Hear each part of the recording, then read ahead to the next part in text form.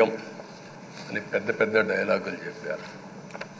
21 సీట్లలో పోటీ చేసి 21 సీట్లను గెలిపించిన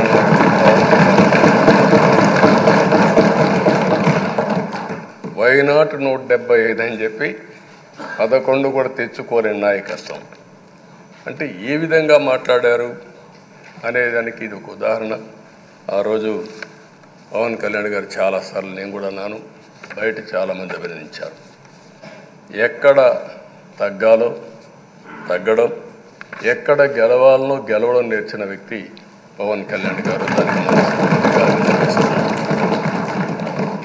ఈరోజు మనందరం కూడా గుర్తుపెట్టుకోవాల్సింది, రాజకీయాల్లో సుదీర్ఘమైన రాజకీయాల్లో ఉన్నాం. మొత్తం కలిసి 16వ సభ. మీ అందరికంటే సీనియర్ మోస్ట్ నేను. 8 + 1 9వసారి, అంటే 16 సభల్లో 16వ సభ 9 సభల్లో ఉన్నాను. అంటే అన్ని సభలను చూశాను. నా జీవితంలో ఎప్పుడూ చూడని సభ మొన్న జరిగిన సభ, 15వ శాసనసభ. కానీ ఇప్పుడు నేను కోరుకునేది మీ దగ్గర నుంచి, అది ఒక చెడు సభ కింద, ఒక కౌరవ సభ కింద మనం భావించాం.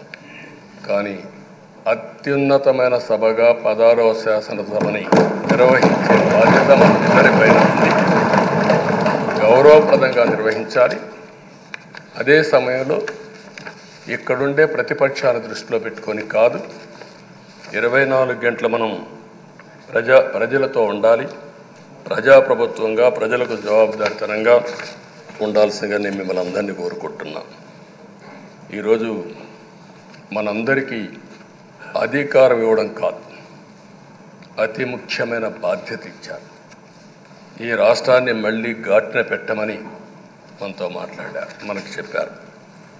ఎప్పుడు కూడా నేను ఒకటే భావిస్తాను, ప్రజా జీవితాలను మార్చే శక్తి ప్రభుత్వ విధానాలకు ఉంటుంది. ఆ ప్రభుత్వ విధానాలకు రూపకల్పన చేసే సభ ఈ చట్టసభ.